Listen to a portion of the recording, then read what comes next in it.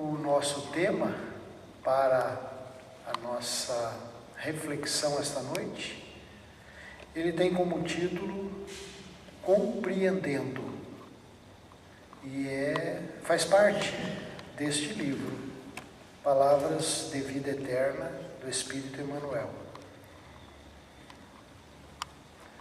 Quando Emmanuel desenvolve esse tema, compreendendo, ele se baseia numa carta de Paulo, a carta 2 aos Coríntios, capítulo 4, versículo 7, quando ele diz aquela célebre frase que todos nós conhecemos: temos, porém, este tesouro em vasos de barro, para que a excelência do poder seja de Deus e não de nós. E daí Emmanuel diz: sigamos compreendendo. A questão da compreensão é muito importante. O Espiritismo, ele é uma grande luz na nossa vida, no sentido de nos ajudar a todos nós a compreendermos os reais objetivos da vida, os reais valores que nós temos que desenvolver e compreender a trajetória evolutiva de cada um de nós. Quando ele diz que temos, porém, esse tesouro em vasos de barro, ele está sendo bastante claro, né? Bastante explícito sobre aquilo que o próprio Espiritismo nos ensina. O que é o vaso de barro? É uma simbologia com respeito ao nosso corpo físico. O nosso corpo físico, ele é constituído dos elementos do planeta Terra. Quem estuda a Bíblia, lá no livro de Gênesis, o primeiro livro da Bíblia, lá já tem essa simbologia lá, que Deus nos fez do barro da terra, não é?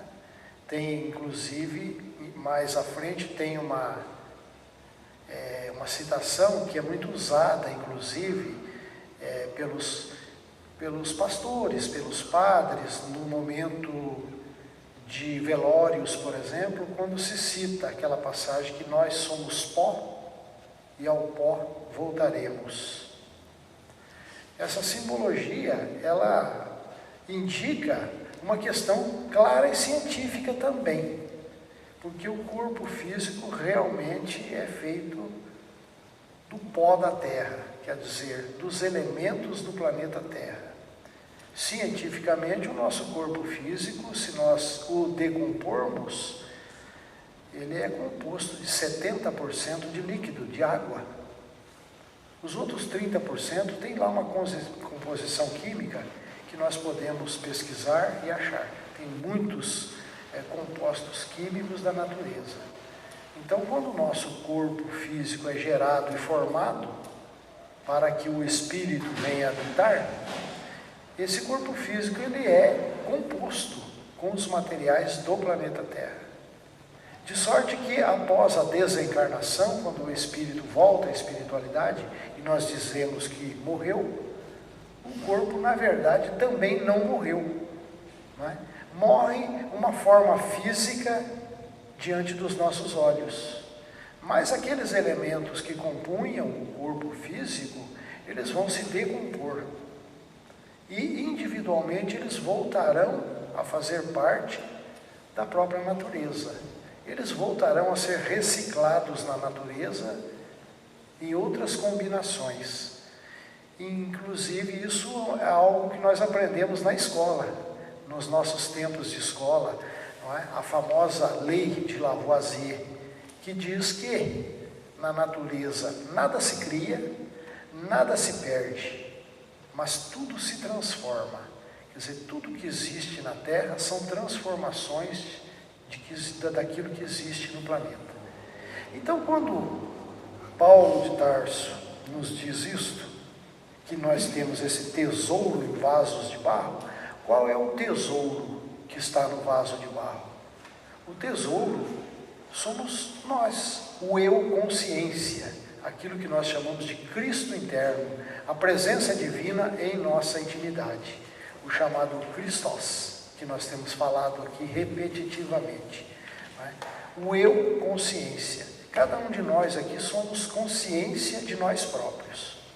Penso, logo existo. Se eu penso é porque eu existo, eu tenho consciência de mim mesmo. Então esse é o tesouro que temporariamente está no vaso de barro, que é o corpo físico.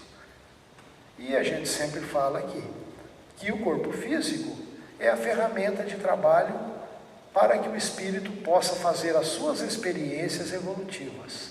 É no corpo físico que o espírito exercita e adquire valores através das sucessivas e milenares reencarnações.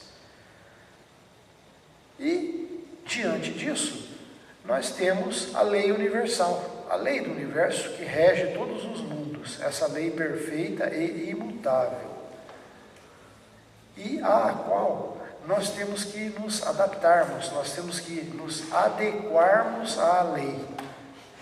Nós temos a liberdade de agirmos, de fazermos as nossas escolhas livres, para fazermos as experiências e amadurecermos na compreensão da vida. E aí então, nós, diante da nossa imaturidade, vamos dizer assim, porque nós fomos criados simples e ignorantes, mas com um caminho imenso, infinito pela frente, para que a gente possa desenvolver os valores. E é muito natural que nos princípios, nos primórdios dos nossos passos evolutivos, a gente erra, a gente se equivoca, a gente faz experiências equivocadas, a gente erra. É muito natural, porque somos ainda inexperientes, somos ainda imperfeitos. Estamos a caminho para adquirirmos os valores da vida. Então, a lei universal, ela tem uma ampla disponibilidade a todos nós. Tudo no universo está disponível a todos nós. E o nosso trabalho é nos capacitarmos, e como diz o tema aqui, o título da lição de hoje, compreender, que é compreendendo. Nós temos que compreender a lei do universo para que nós possamos fazer bom uso da lei do universo, para que nós saibamos interagir com a lei do universo. E na medida em que a gente vai compreendendo melhor a lei do universo, nós teremos a capacidade cada vez mais de escolhermos caminhos melhores, de nós diminuirmos os nossos erros e, consequentemente, aumentarmos os nossos acertos. Então, diante do livre-arbítrio, que a gente sempre fala aqui, a liberdade que todos nós temos para fazermos aquilo que queremos, nós temos a vontade. E diante dessa vontade, a gente, muitas vezes, adquire vícios, como a gente estava dizendo. As experiências equivocadas, muitas vezes a gente esbarra nessas experiências equivocadas, e é muito comum que nós, como alunos repetentes, a gente acaba repetindo muitas vezes, através de muitas reencarnações, vícios, experiências equivocadas, que a gente muitas vezes se compraz, pela não compreensão dos valores da vida. Muitas vezes até por não termos consciência do que seja espiritualidade. A gente não tem essa consciência de continuidade da consciência após o corpo físico. E a gente então acaba vivendo uma vida prioritariamente material. A gente prioriza as necessidades materiais do dia a dia. E não tendo conhecimento da continuidade da vida e das consequências das nossas atitudes, às vezes a gente não faz esforço no sentido de mudar os rumos. E como consequência das nossas experiências equivocadas, a gente sofre. A gente sofre os resultados das escolhas mal feitas. Num primeiro momento, até pelo ensinamento religioso que a gente trouxe, a herança religiosa que trouxemos do passado, foi incutido em nossas mentes que errar é ofender a Deus. Se você erra, se comete barbaridades na vida, você ofendeu a Deus e, consequentemente, você sofrerá um castigo divino. Isso é atávico, isso aí a gente traz nas nossas mentes através dos milênios, pela não compreensão das realidades da vida. Mas chega um momento em que nós amadurecemos, e essa é a ferramenta maravilhosa que o Espiritismo nos oferece, é de compreender a vida, de que não há nenhuma punição daquilo que nós podemos chamar de Deus. Não existe isto. Mas existe sempre a consequência dos nossos atos, o resultado daquilo que fazemos. E essa consequência é que faz com que nós, paulatinamente, a gente vai descobrindo o que é correto, o que não é correto, o que nos traz felicidade, o que nos traz sofrimento. Nós, por nós mesmos, vamos encontrando os caminhos, nós vamos nos educando, fazendo a nossa autoeducação. E o Espiritismo nos ajuda porque nos fornece esse conhecimento da continuidade da vida, de que nós não somos cidadãos do agora, do aqui e agora. Nós somos consciências infinitas, universais, e que estamos transitoriamente fazendo uma experiência no planeta Terra, num corpo físico que, como Paulo diz, é chamado de vaso de barro. Então esse tesouro que está num vaso de barro é a nossa consciência, é a consciência de si próprio. E nós temos todo o potencial para ser desenvolvido. Como dizia Jesus, vós sois deuses, e o reino de Deus está dentro de vós. Não tem expressões mais claras de Jesus para nós do que essas. Claríssimo, quando ele diz, vós sois deuses, não é? Vós sois luzes. Aí ele está dizendo que nós temos toda essa potência, esse brilho que ele também tinha, nós também temos, não é? Com a diferença de que ele está muito à nossa frente, que já trabalhou muito mais do que nós, e já desenvolveu esses valores, mas ele já dizia que nós também poderíamos fazer tudo aquilo que ele fazia, e até muito mais, já indicando a todos nós que nós também podemos desenvolver essa potencialidade, esse brilho, essa luz dentro de nós. Mas para isso, existe uma coisa que se chama esforço pessoal. O esforço pessoal. Porque esse progresso vai depender do nosso mérito próprio. A gente não vai conseguir isso de graça, não é? A gente tem que fazer um esforço para sair dos vícios e caminhar rumo aos valores éticos, morais, culturais, sentimentais, né? Os valores das artes, das filosofias, das ciências, dos valores humanistas. Nós temos que caminhar nesse sentido, sair, né, do nosso primarismo, dos valores primários, e passarmos para valores mais altos da vida. Essa é a tarefa nossa, enquanto encarnados. A encarnação é a possibilidade de nós fazermos essa trajetória, de nós acelerarmos o processo. Está em nossas mãos retardar o nosso processo evolutivo ou acelerar o nosso processo evolutivo. Está em nossas mãos, depende do nosso esforço pessoal, a luta íntima conosco mesmo. E a respeito disso, nós falamos aqui na última reunião a respeito das tentações. E essa lição de hoje, compreendendo, também fala na sequência daquela outra exposição que nós fizemos, a última, que fala das tentações. Quando a gente diz na prece do Pai Nosso, pede para o Pai, não nos deixeis cair em tentação. Mas nós cairemos em tentação sempre, é natural. Porque essa tentação, muitas vezes, ela é confundida com uma tentação externa, de um ser supostamente terrível, que está sempre atazanando a nossa mente e trabalhando contra o nosso progresso. Isso também foi incutido pela cultura religiosa do passado. A tentação aqui, na visão espírita, ela tem uma outra conotação.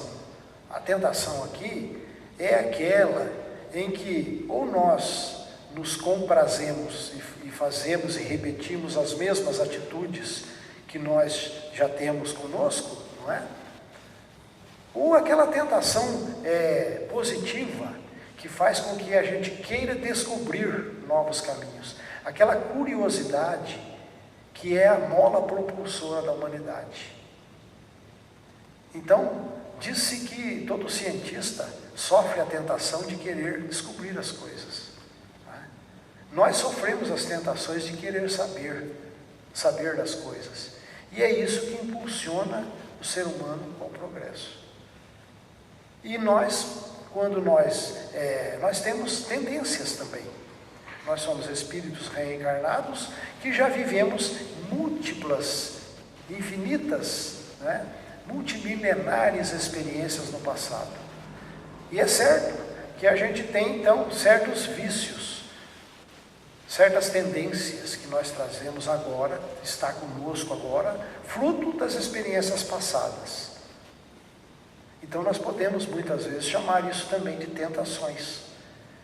Quando elas são negativas e nos encaminham para o caminho do mal, as coisas ruins da vida, a gente chama isso aí de tentação e às vezes erroneamente a gente diz, é a tentação do demo, do Satanás e coisas que tais.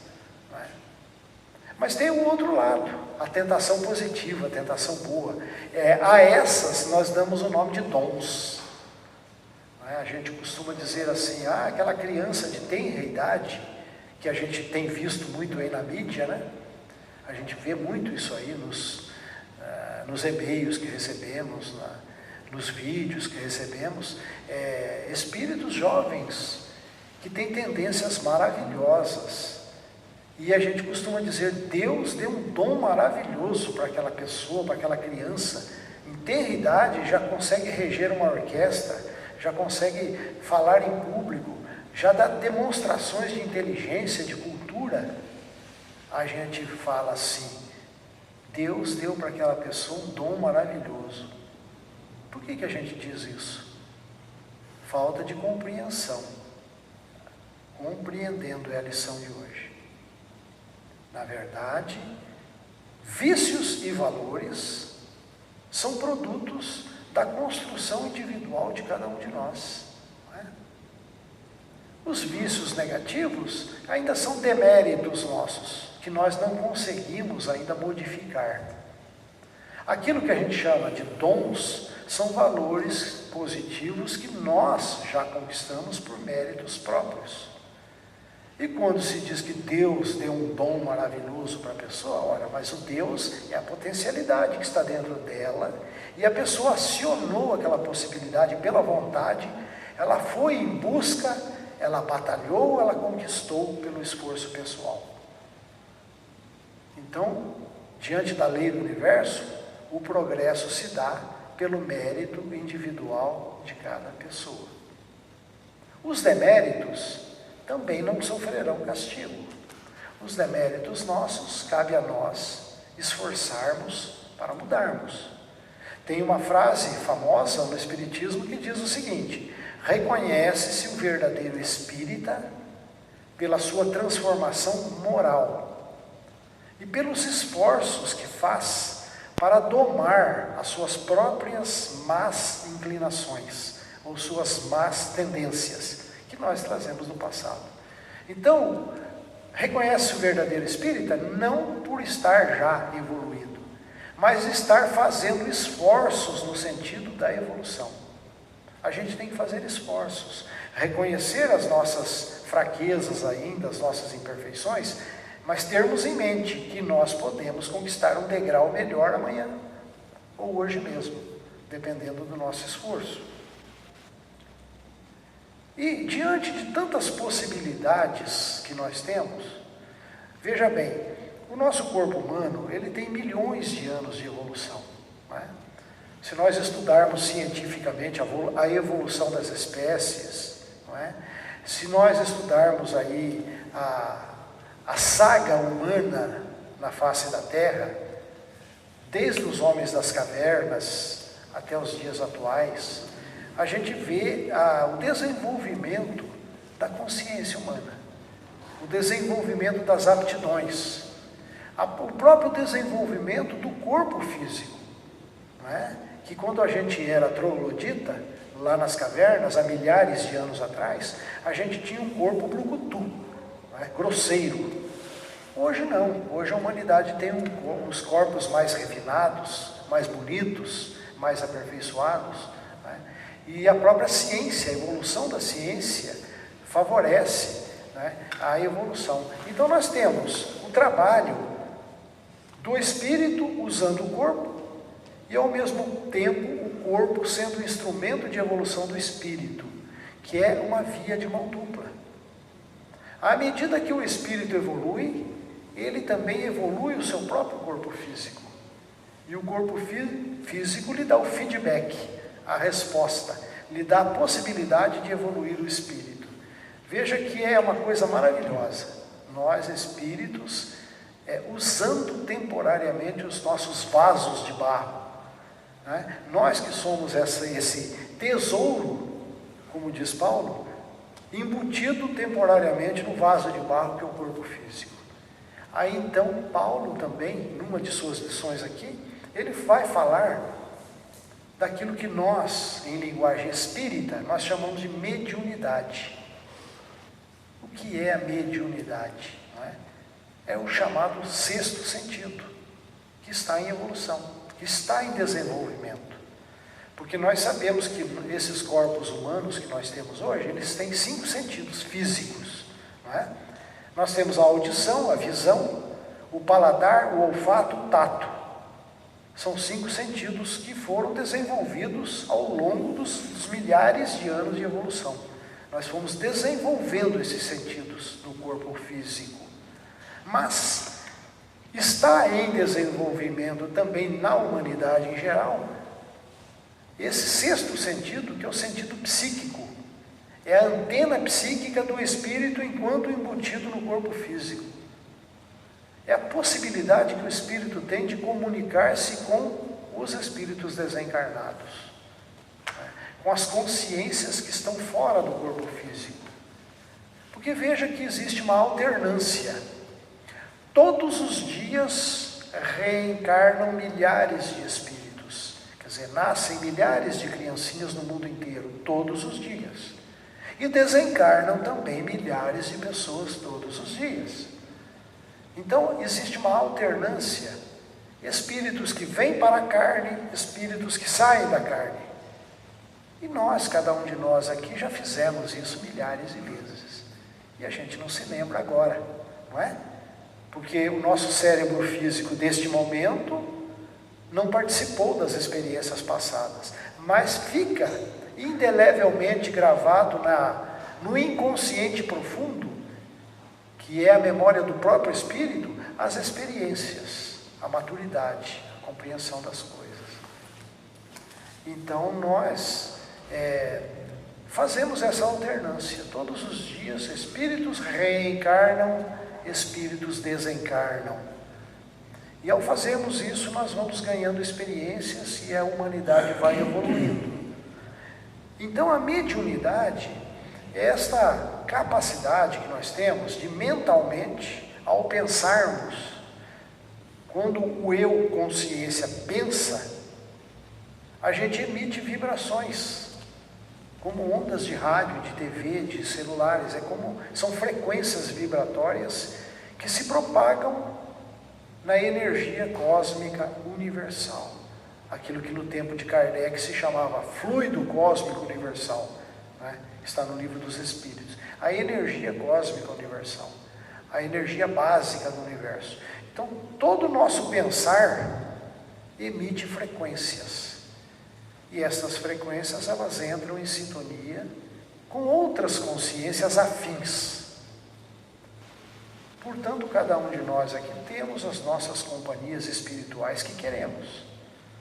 As companhias espirituais que nós temos são aquelas que nós elegemos pelo nosso ser, pelo nosso sentir, pelo nosso viver, pelo nosso querer, pelas coisas que nós temos objetivo na vida. A gente atrai para junto de nós os companheiros. Então nós somos responsáveis também pelas nossas companhias espirituais. Daí porque a mediunidade, ela não se restringe simplesmente àqueles momentos em que os médiuns se reúnem na sala de mediunidade para receber os espíritos, nas chamadas reuniões mediúnicas da casa espírita. A mediunidade, ela é muito mais ampla do que isso. Ela extrapola muito esses limites. A mediunidade, ela é exercida diariamente, no dia a dia, no nosso trabalho, na nossa convivência humana. Nós estamos sempre irradiando essas energias. E nós sofremos influências no foro íntimo das nossas consciências, né?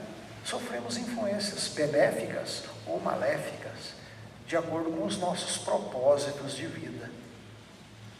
Não podemos, em sã consciência, jogar a culpa nos espíritos quando alguma coisa de ruim está acontecendo conosco, e dizer que nós estamos sendo obsidiados por uma entidade, porque na verdade nós só sofreremos obsessões, influências maléficas, se nós dermos abertura para essas influências.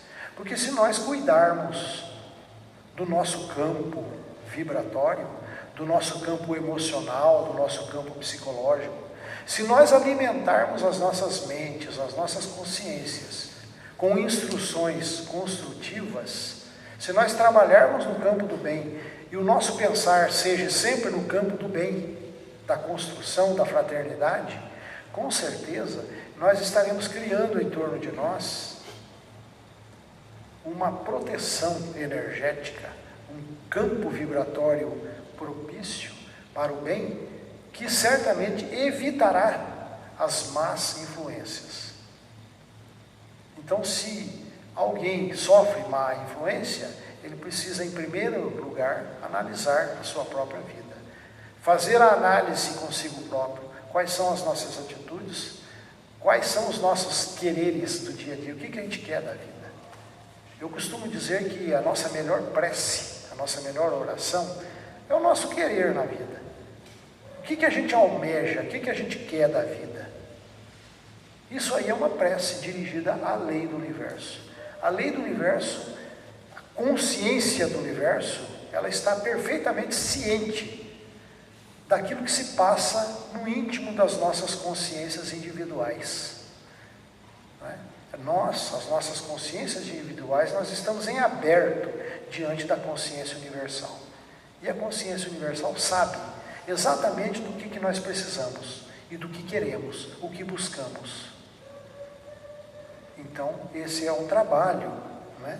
Então, para nós encerrarmos, tem uma passagem evangélica que diz, todos nós conhecemos, né, aquela passagem que se você for ferido numa face, dê também a outra face. Né? Uma passagem que Jesus teria dito, se alguém te bater na face direita, dê a tua esquerda para bater. É uma simbologia isso daí, porque ninguém vai fazer isso, né? Se alguém vier te dar um tapa na cara, você vai, não, bate na outra, ninguém vai fazer isso. Isso é uma simbologia para dizer que tudo tem dois lados. Não é? Então esse dar a outra face aqui, tem duas fases, vamos dizer. Uma é para conosco mesmo, na nossa intimidade, e a outra é para com os outros. Então, vamos dizer, dar a outra face para conosco mesmo.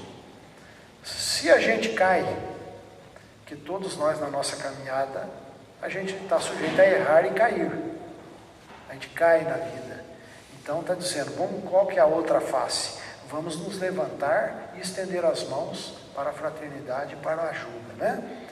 Se a gente se descobrir em erro, reconsidera o erro e procura melhorar, procura corrigir o erro, né? Porque a lei do universo faculta a possibilidade de nós corrigirmos o erro, não é?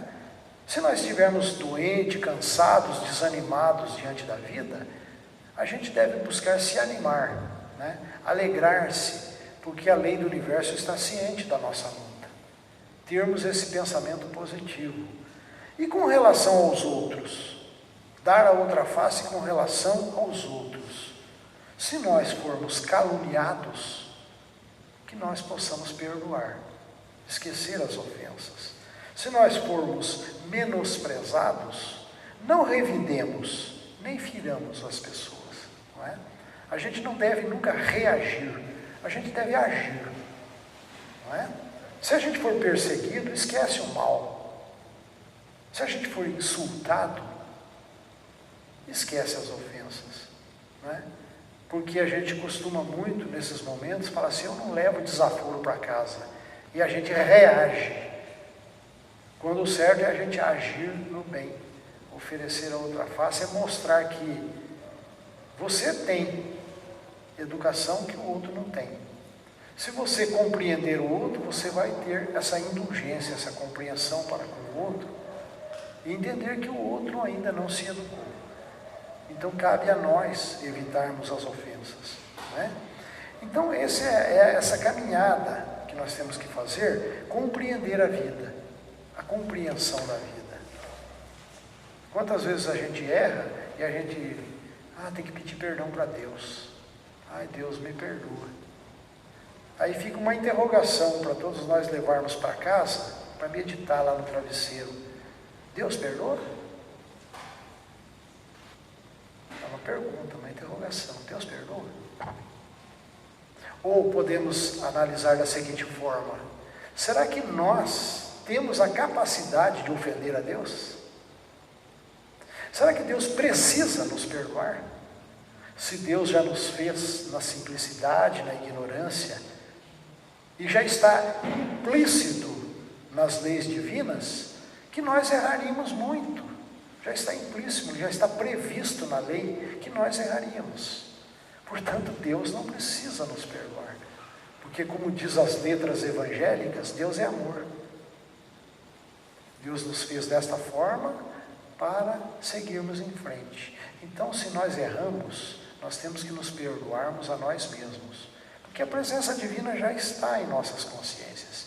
Então, quando nós nos perdoamos a nós mesmos, compreendendo que erramos por inexperiência, então nós estamos apaziguados diante de Deus, diante da lei universal, não é? Nós criamos dentro de nós mesmos essa paz, sabendo que erramos, não seremos punidos, mas aprenderemos com os nossos próprios erros. Então fica essa lição para a nossa compreensão, para a nossa meditação, não é? Para que ela nos ajude a descobrirmos em nós próprios as nossas falhas, as nossas imperfeições, onde é que temos que corrigir, onde é que temos que melhorar. Muita paz a todos.